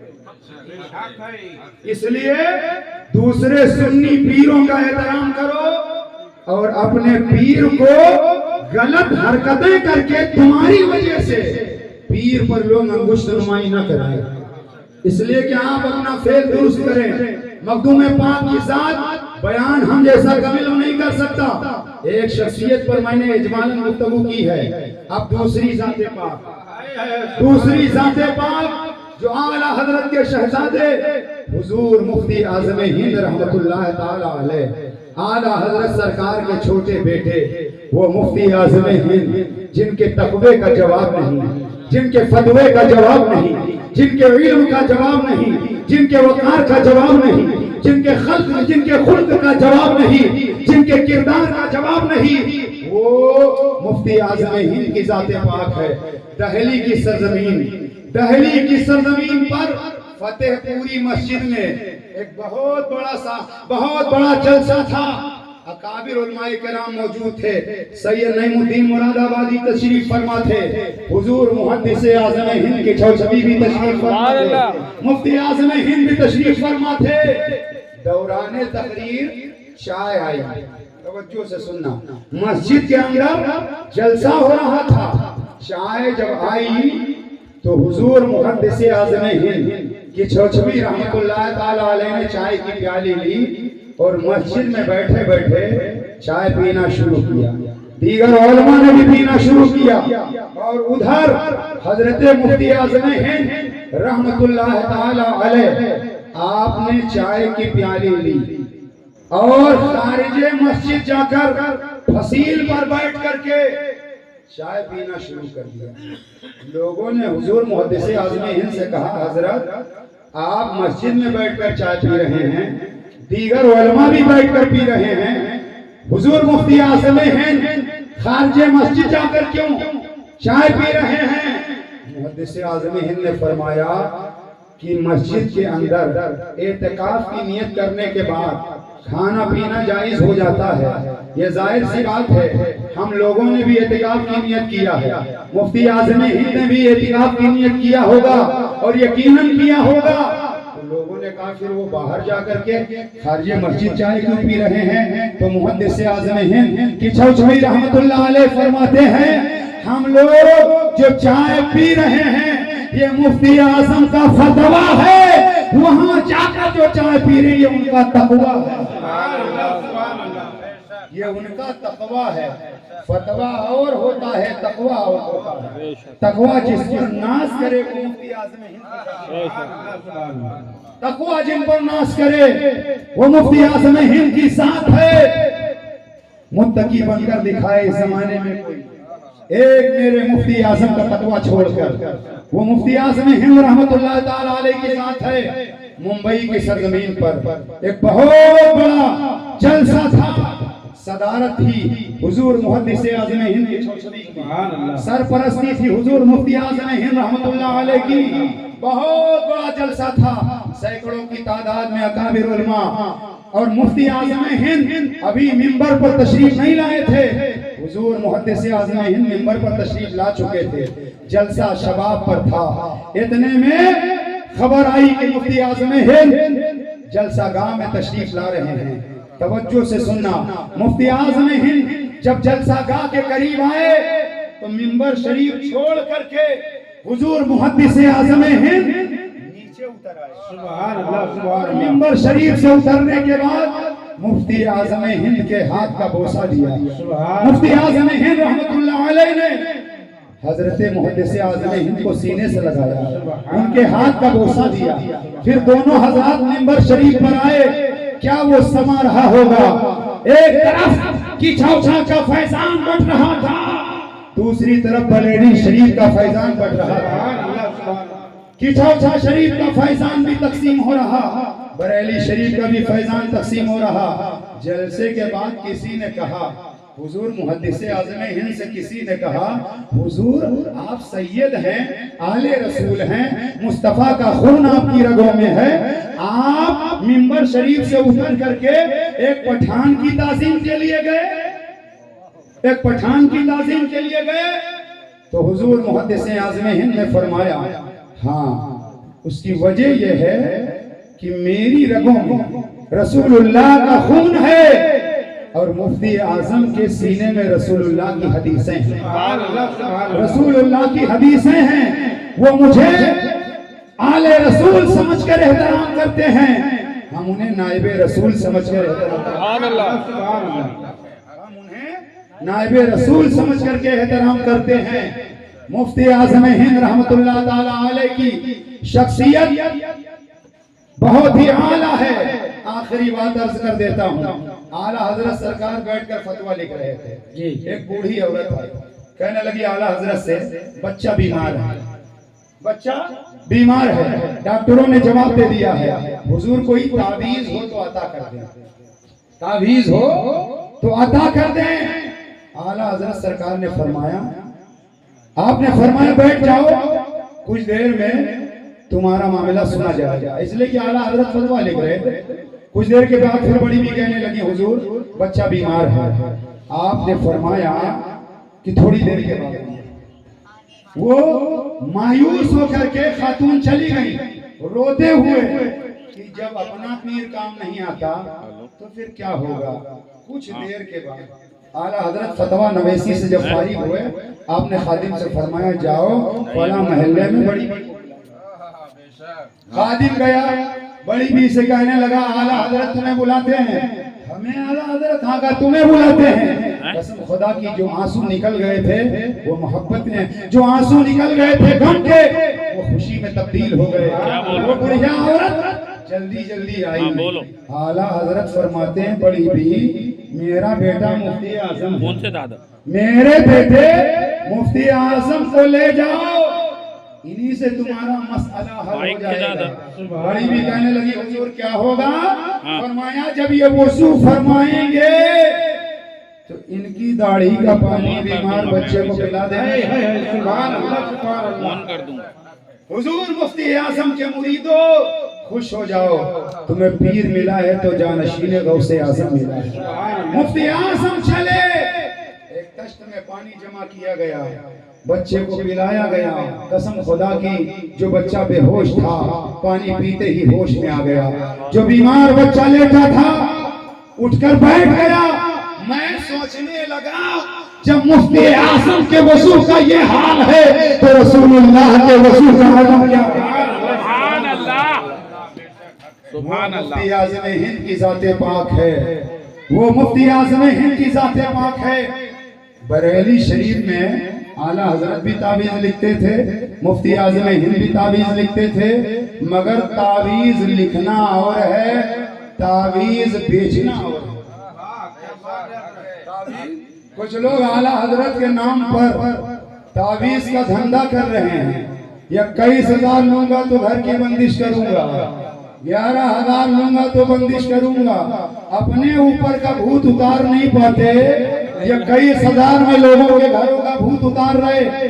اعلیٰ حضرت سے یہی وجہ ہے, اعلیٰ حضرت سے یہی وجہ ہے, جنہوں نے اعلیٰ حضرت کو پڑھا نہیں وہ اعلیٰ حضرت سے دور ہو رہے ہیں, اعلیٰ حضرت سے دور ہو رہے ہیں. اور جنہوں نے اعلیٰ حضرت کو پڑھ لیا وہ اعلیٰ حضرت سے قریب ہو رہے ہیں. اعلیٰ حضرت کا فعل, اعلیٰ حضرت کا کردار, اعلیٰ حضرت کی شان دیکھو. اعلیٰ حضرت بیٹھے تعویذ لکھ رہے تھے, اور بدایوں شریف کا پیڑا اس زمانے میں بہت مشہور تھا. جیسے لکھنؤ کا ان کا کیا مشہور ہے, گلاب جامن, کامٹی کی لسی. اس زمانے میں بدایوں شریف کا پیڑا مشہور تھا, اور مٹی کی ہانڈی میں پیک ہو کر بکتا تھا. بس آخری بات ہے, اعلیٰ حضرت بیٹھ کر تعویذ لکھ رہے تھے.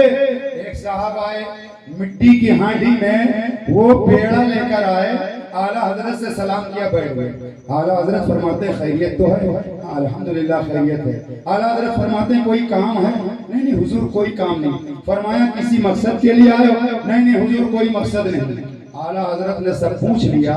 جو تحفہ لائے تھے تو وہ مٹھائی سے بھری ہوئی جو ہانڈی تھی اعلیٰ حضرت نے زنان خانے میں یعنی اندر پہنچا دیا. 10-15 منٹ گزرنے کے بعد جو صاحب آئے تھے کہنے لگے اعلیٰ حضرت ایک تعویذ چاہیے, مجھے ایک تعویذ دے دو. سنو اعلیٰ حضرت کون ہیں؟ اس نے کہا تعویذ دے دو. اعلیٰ حضرت فرماتے ٹھہرو.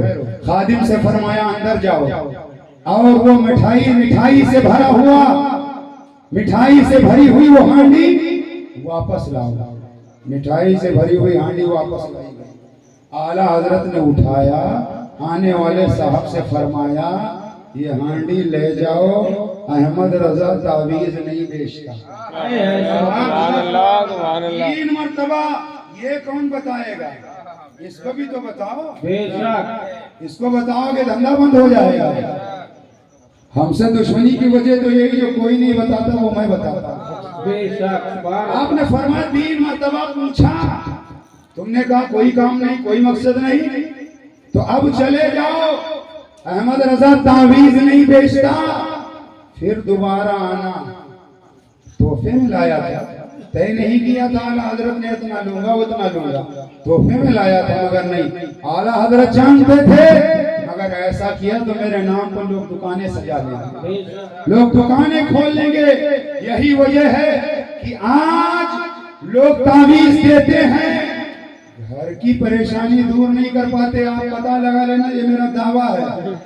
جو لوگ تعویذ کا دھندا, جو لوگ تعویذ کا ذریعہ معاش بنا کر کے یہ کام کر رہے ہیں وہ اندر سے خود پریشان ہیں.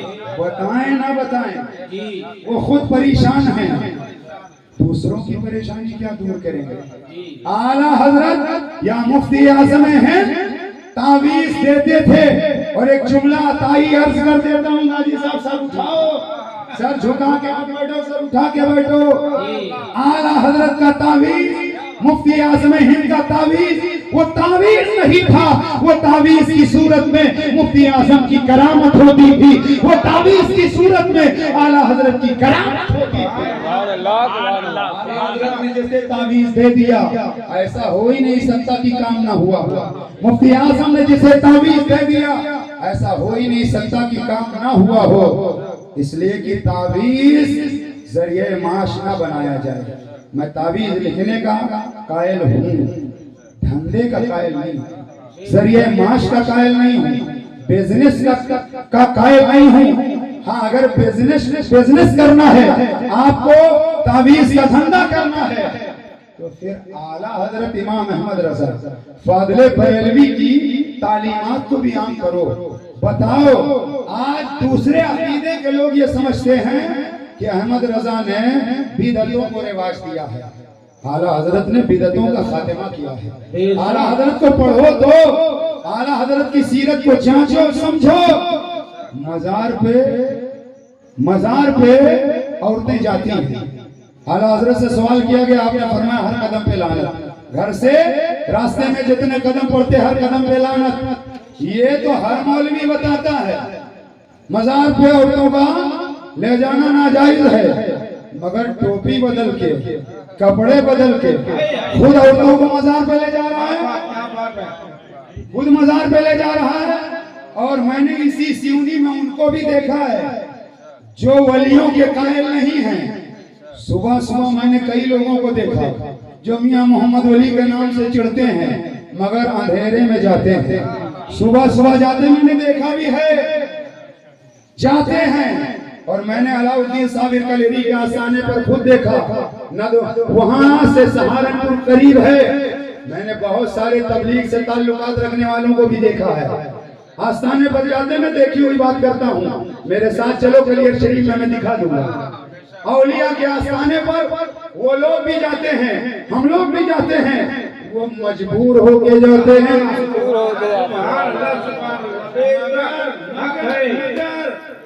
جہاں مزارات پر عورتوں کو جانے سے منع کیوں کیا گیا ہے، اس پر تو غور کرو۔ منع کیوں کیا گیا؟ منع کیوں کیا گیا؟ تاکہ بے حرمتی نہ ہونے پائے، تاکہ بے حرمتی نہ ہونے پائے، بے پردگی نہ ہونے پائے۔ تو مزار پر جانے میں بے پردگی ہوتی ہے، بازار میں جانے پہ بے پردگی نہیں ہوتی۔ بازار میں جانے سے کون روکے گا؟ بازار میں عورتیں، شوہر نہیں ہے، گھر میں کوئی کمانے والا نہیں ہے، وہ مسئلہ الگ ہو جائے گا۔ شوہر موجود ہے، بیوی بازار میں بے پردہ گھومے، شوہر موجود ہو، بیوی نوکری کرے، شوہر موجود ہو اور بیوی بے پردہ گھومے، بیوی کو دکان پر بے پردہ بٹھاؤ۔ ایسے بھی لوگ ہیں اس شہر میں، بیوی ان کی بے پردہ دکان پر بیٹھتی ہے، غیر محرموں سے بات چیت بھی ہوتی ہے، سودا خریدا بھی جاتا، بیچا بھی جاتا، لوگ بیٹھتے بھی ہیں۔ مولانا کی بیوی، مولانا کی بیوی، میں ڈرتا اڑتا نہیں بولنے میں، میں ڈرتا اڑتا نہیں حق بولنے میں، زیادہ کرو گے میری جان لے لو گے اور کیا، گولی مار سکتے ہو، یہی تو کر سکتے ہو، تو اس میں بھی میرا فائدہ شہادت کا درجہ پا جائے۔ اس لیے لوگ ڈرتے ہیں۔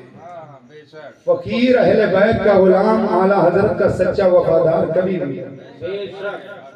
اس لیے چاہے وہ مولانا ہو، چاہے وہ پیر ہو، چاہے وہ امام ہو، چاہے وہ حافظ قرآن ہو، شریعت تو سب کے لیے ہے نا بھائی، شریعت تو سب کے لیے ہے۔ جب شریعت سب کے لیے ہے تو مزار پر عورتوں کو جانے سے جہاں وہ مولوی منع کرتے ہیں، میں ان سے کہوں گا اپنی بیویوں کو بے پردہ دکانوں پر بٹھانا، اپنی عورتوں کو غیر محرم کے ساتھ گھمانا بند کرو۔ اس لیے کہ آج ہوتا یہ ہے کہ ابتدا ہوتی ہے عشق و محبت، عشق و محبت، عشق و محبت، عشق و محبت، اور پھر بات کہیں اور پہنچ جاتی ہے، بات کہیں اور پہنچ جاتی ہے۔ کتنے افسوس کے ساتھ کہنا پڑتا، جس بچی کو ہم نے جوان کر کے اپنے گھر میں پرورش دیا، جن بچوں کو ہم نے کھلا پلا کر کے بڑا کیا، کیا اس وقت افسوس نہیں ہوتا جب مسلمان کے گھر کی بچی کسی کافر کے ساتھ چلی جاتی ہے، کسی دشمن دین کے ساتھ چلی جاتی ہے؟ آپ سمجھتے ہو محلے کے ایک صاحب کی عزت پہ دھبا لگا؟ اللہ کی قسم پورے کلمہ پڑھنے والے مسلمانوں پر دھبا لگ جاتا ہے، پورے کلمہ پڑھنے والوں پر دھبا لگ جاتا ہے۔ اور آج یہ سازشیں رچی جاتی ہیں، مخالف پارٹیوں کی طرف سے پیسے بانٹے جا رہے ہیں، مسلم بچیوں کو پھنسایا جاتا ہے، لالچ دے کر کے انہیں مرتد بنایا جاتا، ان کے ایمان پر ڈاکہ ڈالا جاتا ہے، اور تم ہو کہ پیروں کے جھگڑے तुम हो, आप उसके इंतजार में उलझे हुए हो। कौन की बेटियों की जिंदगी तबाह हो रही है, कौन इसका जिम्मेदार है? कब बोलोगे मिंबरों से, कब बोलोगे मस्जिद के मेहराबों से, कब बोलोगे, कब तुम्हारी तहरीकें जागेगी? लेकिन जब तहरीक की बुनियाद ही इसी तरह हो तो बोलेगा कौन? हर अंजुमन को चाहिए, हर तहरीक को चाहिए कि वो सच की बात करे, सच पर चले, सच का साथ दे, सच का साथ दे करके सच्ची बात करे। आज कौम मुस्लिम की बच्चियां ये साजिशें रची जा रही हैं, उनकी तरफ से पैसे बांटे जा रहे हैं।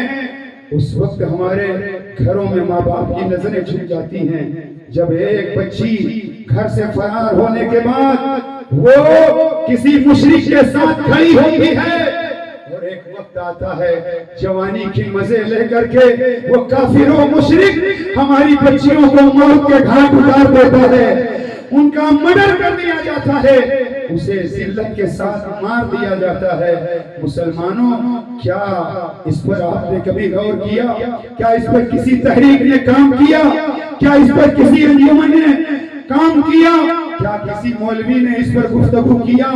आज हमें जरूरत है कौम की बेटियों की इज्जत बचाने की, आज हमें जरूरत है मस्जिदें बचाने की, आज हमें जरूरत है खानकाहों को बचाने की, आज हमें जरूरत है इस्लाम को बचाने की, आज हमें जरूरत है दरगाहों को बचाने की।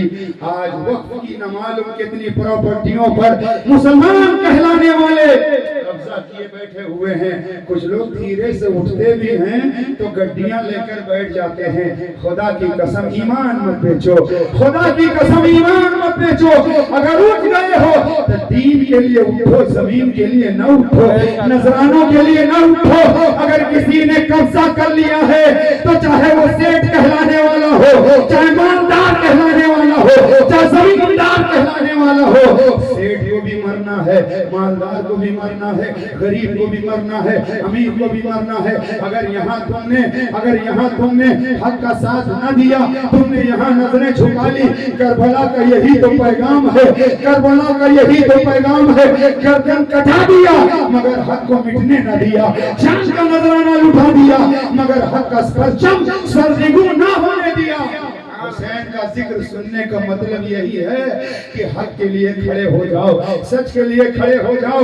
और जहां जहां आज बातिल नजरियात रखने वाले वक्त की प्रॉपर्टी पर उनकी नजरें हैं, इसलिए कि हमारी अरबों खरबों की जमीन है, हमने सिर्फ कब्जा करके रखा है। हमने कौम के लिए उस जमीन से कोई ऐसा काम ना किया। बंद कर दूं क्या भैया, डर वर लग रही हो? नहीं, बंद कर। बहुत अच्छा पैगाम है, चलने दीजिए। नारा लगाइए ना। या रसूल अल्लाह जिंदाबाद। भैया मरे अंदाज में मत बोलो अगर हुसैनी हो। जब हमारा इमाम नहीं मरा तो उनके मानने वाले भी नहीं मरे। बुलंद आवाज से नारा लगाओ, नारे तकबीर, अल्लाहु अकबर, नारे तकबीर, नारे रिसालत, नारे रिसालत, नारे हैदरी, नारे हैदरी, जिंदाबाद, जिंदाबाद, मुर्दाबाद। हम चेहरे देखकर खिताब नहीं करते, हम माल देखकर खिताब नहीं करते, हम दीन की बात काम करते हैं और चलने की कोशिश करते हैं। हम ऐसा नहीं कि यहाँ कुछ वहाँ कुछ, हम ज़मीर फरोश नहीं है, गर्दन फरोश है। हम अपनी गर्दनें कटवा देंगे, ईमान का सौदा नहीं करेंगे। हम ईमान बेचने वाले खतीब नहीं, हम जो बोलेंगे वो हक बोलेंगे, और जो यहाँ बोलेंगे वही बंद कमरे में बोलेंगे, जो बंद कमरे में बोलेंगे वही मैदान में बोलेंगे। हम जगह देख करके बात नहीं बदलते, हम जगह देख कर बात नहीं बदलते। नाम लिखवा लो पोस्टर में आएंगे, क्या बात, नाम लिखवा लो पोस्टर में आएंगे और फिर मुंह छुपाएंगे। जी जी जी। यहाँ का ڈرو اس پروردگار سے، بے شک ڈرو اس مصطفیٰ جان رحمت سے، ڈرو اہل بیت سے، ڈرو جہاں تمہیں منہ دکھانا ہے، جہاں منہ دکھانا ہے یہاں تو منہ چھپایا جاتا ہے، مرنے کے بعد کفن میں بھی منہ چھپایا جاتا ہے، مگر قبر میں لٹانے کے بعد پردہ ہٹایا جاتا ہے۔ غور کیا؟ یہاں سے جنازہ لے کر چلے، چہرہ چھپا دیا گیا، قبرستان میں پہنچانے کے بعد قبر میں لٹانے کے بعد قبلے کی طرف چہرہ پردہ ہٹا کے کھول دیا گیا۔ یہ منہ دکھاؤ اپنے رسول کو، یہ چہرہ دکھاؤ اپنے پیغمبر کو، دنیا سے غدار بن کر کے گئے ہو، مصطفیٰ کے وفادار بن کر قبر میں چہرہ دکھانا پڑے گا، اور مصطفیٰ کو چہرہ آپ نے دکھایا اور نبی نے چہرہ پھیر لیا، تو پھر تمہارا کیا بنے گا؟ کیا بنے گا؟ اس لیے چہرہ جسے دکھانا ہے اس کے لائق چہرہ بناؤ، چہرہ جسے دکھانا ہے اس کے لائق چہرہ بناؤ، اور اگر چہرہ عاشق رسول کا ہوگا تو میرے امام اعلیٰ حضرت بولیں گے، لہد میں عشق روح شیخ کا لے کے چلے، اندھیری رات سنی تھی چراغ لے کے چلے، اندھیری رات سنی تھی چراغ لے کے چلے، نبی کی محبت کا چراغ اگر دل میں آپ نے جلایا ہے تو نہ آپ کی قبر اندھیری ہوگی، نہ آپ کا گھر اندھیرا ہوگا، اور اگر نبی کی محبت کا چراغ آپ نے اپنے دل میں جلایا نہیں ہے تو قبر کا انتظام آپ نے کون سا کیا ہے؟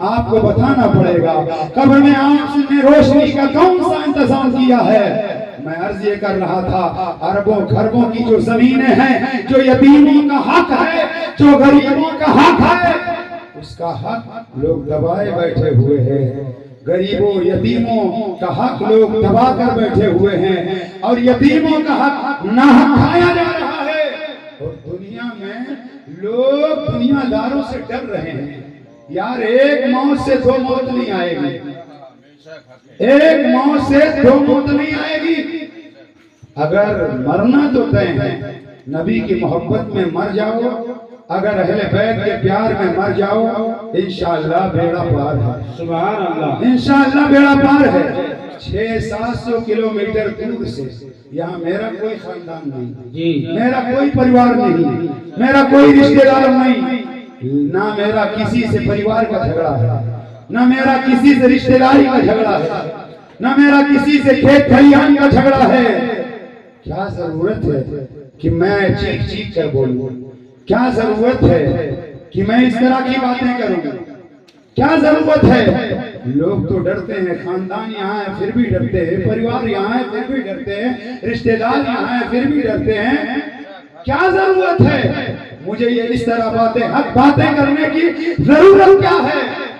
میں ڈرتا ہوں اپنے رب سے، میں ڈرتا ہوں پروردگار سے، اگرچہ میرا یہاں کوئی رشتہ دار نہیں ہے، اگرچہ یہاں میرا خاندان کا کوئی نہیں، مگر منبر رسول سے بول رہا ہوں، اگر میری ماں اسی شہر میں لکھی ہوئی ہے تو خاندان نہ بچا پائے گا، رشتہ دار نہ بچا پائیں گے، دوست و احباب نہ بچا پائیں گے، اور اگر میری موت یہاں نہیں لکھی ہے تو کسی کی ماں نے ایسا بیٹا جنا ہی نہیں جو مجھے مار سکے، کسی کی ماں نے ایسا بیٹا پیدا ہی نہیں کیا جو مجھے مار سکے، اس لیے کہ موت کا مالک میرا رب ہے، موت کا مالک میرا پروردگار ہے۔ مجھ سے پوچھا جائے گا قیامت میں، تم نے حق بات کی کہ نہیں کی، تم نے صحیح بیان دیا کہ نہیں دیا؟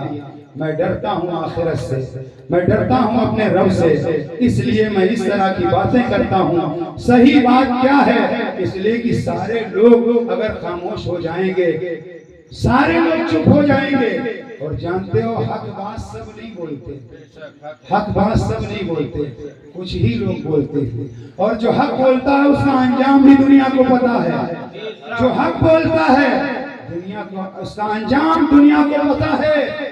صدام بولے کیا ہوا دنیا کو پتا ہے، حسین بولے کیا ہوا دنیا کو پتا ہے، مگر اگر حق بول کر کے صدام مرے نہ ہوتے تو آج پوری دنیا میں لاکھوں صدام پیدا نہ ہوتے۔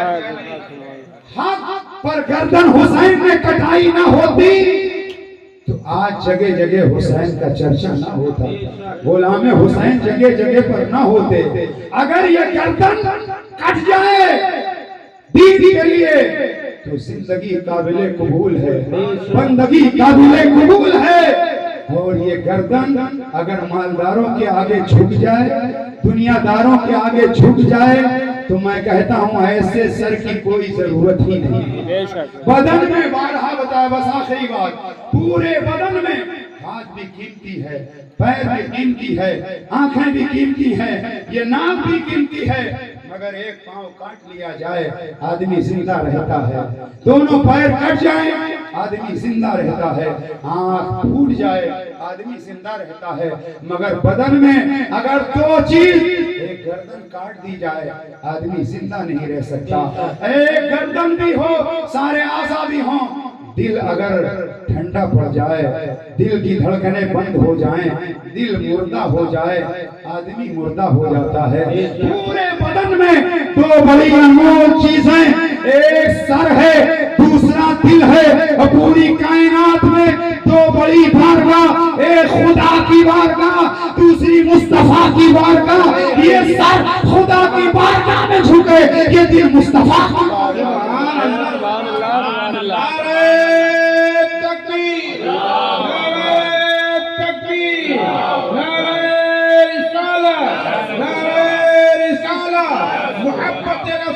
زندہ باد، محبت رسول زندہ باد، مفتی اعظم ہند نے فرمایا سر دیتا ہوں نذرانے، سر دیتا ہوں نذرانے، سجدہ نہ سمجھ نزدیک۔ آپ نے فرمایا یہ سر نذرانے میں دے رہا ہوں، سجدہ مت سمجھو۔ یہ قوم میں بہت بڑی بھول ہے، جھک جانے کا نام لوگ سجدہ سمجھتے ہیں۔ تو میں کہوں گا ڈوری والا جوتا جھک کے ہی تو پہنتا ہے، ہاتھ لگا کے ہی تو پہنتا ہے۔ سجدہ کرنے کے لیے کچھ چیزیں ہیں جن کا لگنا ضروری ہے۔ سجدہ پیشانی، 7 اعضاء کا لگنا ضروری ہے۔ پیشانی زمین پر رکھی جائے، ناک ٹکائی جائے، ہاتھ بچھائے جائیں اور پیر کی انگلیاں لگائی جائیں۔ ایک انگوٹھا لگانا فرض ہے، 3 لگانا واجب ہے، باقی انگلیوں کو لگانا سنت ہے۔ تو سجدے کے لیے نیت شرط ہے، نیت بھی شرط ہے، اور سجدے کے لیے اور آخری کر کے یہ چونکہ ہمارے پڑوس میں حضرت حسن علی سرکار کا دیار ہے، صوفی حسن علی کا دربار ہے، فیضان نہیں سے آ رہا ہے۔ میرا کچھ نہیں ہے، میری کوئی اوقات نہیں ہے، یہ فیضان ہے، یہ روحانی فیضان ہے۔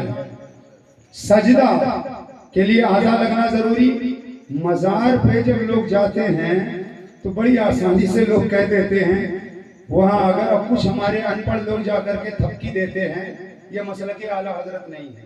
مزار میں یوں تھپکی دینا، پیر دبانا، یہ مسلک اعلیٰ حضرت نہیں ہے۔ دور کھڑے ہو کر کے فاتحہ پڑھے چلے آئے۔ مزار کو تھپکی دینا یہ طریقہ ٹھیک نہیں ہے۔ اور ایک بات سنو، سجدہ جب ہم کرتے ہیں، نماز پڑھتے ہیں تو ہم قبلے کی طرف رخ کرتے ہیں۔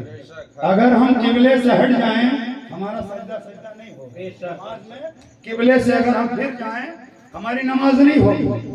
تو جب ہم مسجد میں آتے ہیں تو نیت باندھ کر کے چہرہ کعبے کی طرف کرتے ہیں، پھر نماز شروع کرتے ہیں، یہی ہے نا؟